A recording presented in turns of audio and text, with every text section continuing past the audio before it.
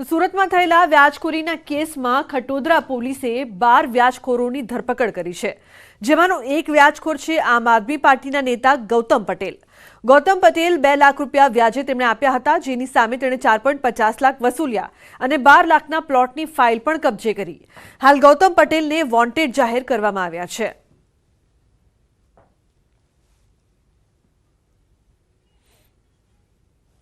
ગૌતમ પટેલની વિરુદ્ધમાં વિજય નારાયણ રામલાલ પાંડે નામના એક ફરિયાદી છે. એને 2 લાખ રૂપિયા વ્યાજે લીધા હતા, જેમાં 8% લેખે માસિક વ્યાજ નક્કી કરવામાં આવ્યું હતું. અત્યાર સુધી 2.5 લાખ રૂપિયા ચૂકવણી કર્યા છે અને હજુ વ્યાજ લેવાની કામગીરી ચાલુ છે. સુરતમાં વ્યાજખોરો સામે પોલીસે કાર્યવાહી બોલાવી છે. સુરત, પાંડેસરા અને ખટોદરા પોલીસ સ્ટેશન વિસ્તારમાં તપાસ શરૂ કરવામાં આવી. પાંડેસરામાં 11 ગુના જ્યારે ખટોદરામાં 3 ગુના દાખલ કરવામાં આવ્યા છે. કુલ 19 લાખ મુદ્દલ 39 લાખ વ્યાજ સાથે વસૂલવામાં આવ્યા. વ્યાજખોરો 5%થી લઈને 70% સુધી પૈસા વ્યાજે આપતા હતા તેવું પણ સામે આવ્યું.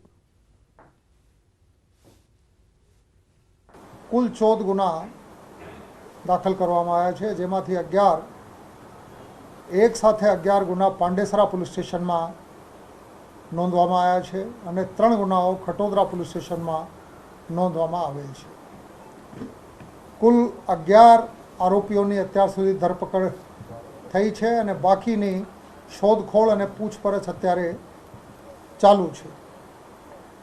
આ 14 કેસોમાં કુલ તારીખ હું આપું છું 19,51,000 રૂપિયાના ધિરાણ થયેલ, જેના ઉપર 37,10,100 રૂપિયાનું ખૂબ ઊંચું વ્યાજ અત્યાર સુધી વસૂલવામાં આવેલ છે.